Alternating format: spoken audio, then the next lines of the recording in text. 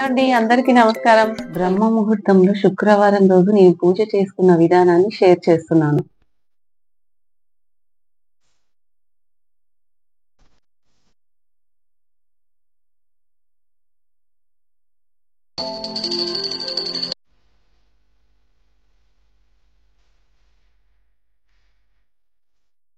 ముందుగా తలస్నానం చేసుకున్న తర్వాత మట్టి గాజులు వేసుకుంటాను.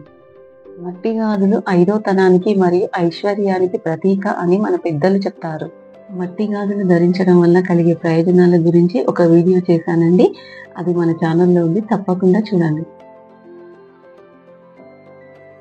బ్రహ్మ ముహూర్తంలో చేసే మంచి పని ఏదైనా దైవానుభూతి కలుగుతుందని చెప్పవచ్చు.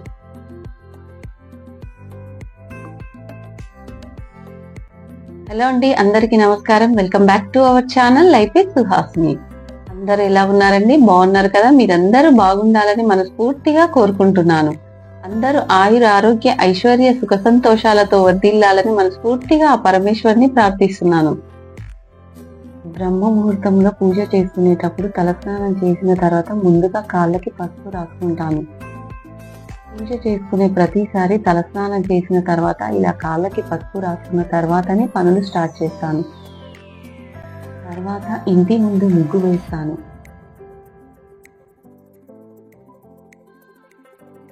ముగ్గుని బియ్యం పిండితో వేసుకుంటే చాలా మంచిది, శుభం అని మన పెద్దలు చెప్తారు. అదే కాకుండా ఆధ్యాత్మికంగా ఆలోచిస్తే బియ్యం పిండితో ముగ్గు వేయడం వల్ల చీమలకి ఇంకా చిన్న చిన్న క్రిమి కీటకాలకు ఆహారంగా ముగ్గు అవుతుంది.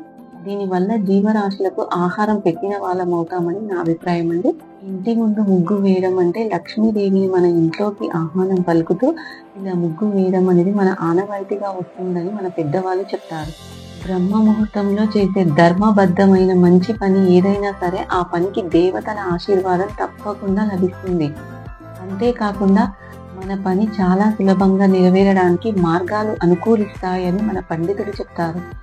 బ్రహ్మ ముహూర్త సమయంలో ప్రశాంత వాతావరణం ఉంటుంది. ఈ సమయంలో నిద్ర లేవడం వల్ల మనసుకి చాలా ప్రశాంతంగా ఉంటుంది. ఒక్క మాటలో చెప్పాలంటే శాంత స్వభావం మనం కలిగి ఉంటామని నా అభిప్రాయం అండి. అంటే కూల్గా ఆలోచించే మనస్తత్వం అని నా ఉద్దేశం అండి. ముగ్గు వేసిన తర్వాత పసుపు కుంకుమ రంగులో ఉన్న కలర్స్ని వేస్తాను. ఇలా వేయటం వల్ల ముగ్గు చాలా కళగా ఉంటుంది. ఇలా శుక్రవారం రోజు లక్ష్మీదేవికి ఇష్టమైన ఈ రకం ముగ్గులు వేసుకుంటానండి. ఈ రకంగా ఉండే ముగ్గులు అంటే లక్ష్మీదేవికి ఇష్టమని మన పెద్దవాళ్ళు చెప్తారు. అందుకే శుక్రవారం రోజు ఇలాంటి ముగ్గులు వేసుకుంటానండి.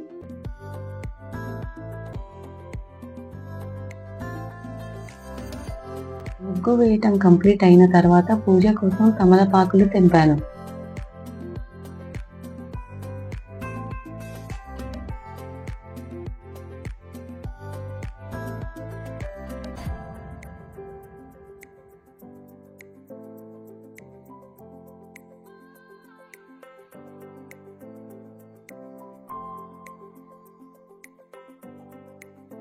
తర్వాత సింహద్వారానికి ఎదురుగా ఒక చిన్న ముగ్గు చాక్పీస్తో వేసుకున్నానండి. రంగులతో అందంగా అలంకరించాను.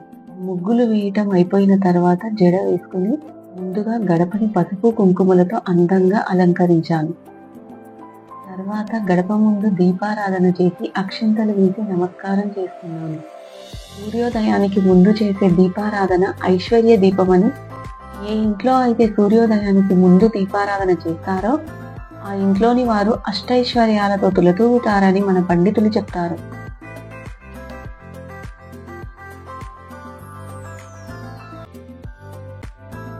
దీపారాధన చేసిన తర్వాత సాంబ్రాణి కూడా వేశాను. బ్రహ్మ ముహూర్తంలో చేసే దీపారాధన ఐశ్వర్యానికి ప్రతీక అని మన పండితులు చెప్తారు. ఏ ఇంట్లో అయితే నిత్యం పసుపు కుంకుమలు వాడుతుంటారో ఆ ఇంట్లో ఐశ్వర్యానికి లోటు ఉండదని మన పండితులు చెప్తారు. గడప ముందు అమ్మవారి పాదాలు వేసుకున్నాను. గడప ముందు అమ్మవారి పాదాలు వేయడం వల్ల ఆ తల్లి మన ఇంట్లోకి వచ్చే ముందు ఇలా గడప ముందు కాలు పెడుతుందని అనే నమ్మకంతో వేసుకున్నానండి. బ్రహ్మ ముహూర్తంలో గడప ముందు దీపాలు వెలిగించడం వల్ల దైవానుభూతి కలుగుతుందని చెప్పవచ్చు. గడప ముందు దీపాలు వెలిగించిన తర్వాత ఇంట్లోకి వెళ్ళి పూజ గదిలో దీపారాధన చేస్తాను. నేను ముందు రోజు సాయంత్రమే పూజ గది శుభ్రం చేసుకుని అన్ని సిద్ధంగా పెట్టుకుంటాను. దీనివల్ల బ్రహ్మ ముహూర్త పూజ అనుకున్న టైంలో కంప్లీట్ చేయగలం అన్న ఉద్దేశంతో ముందు రోజే అన్నీ రెడీగా పెట్టుకుంటానండి. సూర్యోదయానికి ముందు చేసే దీపారాధన ఐశ్వర్య దీపమని, ఏ ఇంట్లో అయితే సూర్యోదయానికి ముందు దీపారాధన చేస్తారో ఆ ఇంట్లోని వారు అష్టైశ్వర్యాలతో తులతూగుతారని మన పండితులు చెప్తారు. అయితే సూర్యోదయం తర్వాత చేసే దీపారాధన మామూలు దీపమని, సూర్యోదయానికి ముందు చేసే దీపారాధన ఐశ్వర్య దీపంగా మన శాస్త్రాలు చెప్తాయని మన పండితులు చెప్తున్నారు. బ్రహ్మ ముహూర్త పూజ అంటే మనసుకి చాలా తృప్తిగా ఉంటుంది. ఎక్కడ దొరకని ఆనందం లభిస్తుందని చెప్పవచ్చు. బ్రహ్మ ముహూర్త పూజ అంటే దీపకాంతిలో దైవ దర్శనం చేసుకున్నంత ఆనందం, తృప్తి కలుగుతుందని నా అభిప్రాయం. అంటే బ్రహ్మ ముహూర్త సమయంలో పూజ చేసుకున్న ప్రతిసారి నాకైతే దైవానుభూతి కలుగుతుందని గట్టిగా చెప్తానండి. పూజ అంతా కంప్లీట్ అయిన తర్వాత సాంబ్రాణి వేశాను. తర్వాత కనకదార స్తోత్రం చదివాను. కనకదార స్తోత్రం చదవటం వల్ల ఆర్థిక సమస్యల నుండి బయటపడి అష్టైశ్వర్యాలతో వర్ధిల్లుతామని మన పండితులు చెప్తారు. ప్రతి శుక్రవారం ఇలా కనకదార స్తోత్రం చదువుతాను. తర్వాత గ్యాస్ స్టవ్ దగ్గర శుభ్రం చేసి పసుపు కుంకుమలతో అందంగా అలంకరించాను. వంటగదిలో లక్ష్మీదేవి కొలుగుంటుంది అని మన పెద్దలు చెప్తారు. వంటగది ఎప్పుడూ శుభ్రంగా ఉంచుకోవాలి, ఎప్పటికప్పుడు క్లీన్ చేసుకోవాలి అని మన పెద్దవాళ్ళు చెప్తారు. నేను ప్రతి శుక్రవారం ఇంకా పండగల సమయంలో అగ్నిదేవుడికి అంటే గ్యాస్ స్టవ్ దగ్గర దీపారాధన చేస్తాను. దీపారాధన చేసిన తర్వాత అక్షింతలు వేసి నమస్కారం చేస్తున్నాను. ఇలా పూజ గదిలో ఇంకా కిచెన్ లో దీపారాధన చేసిన తర్వాత తులసమ్మ దగ్గర దీపారాధన చేస్తాను.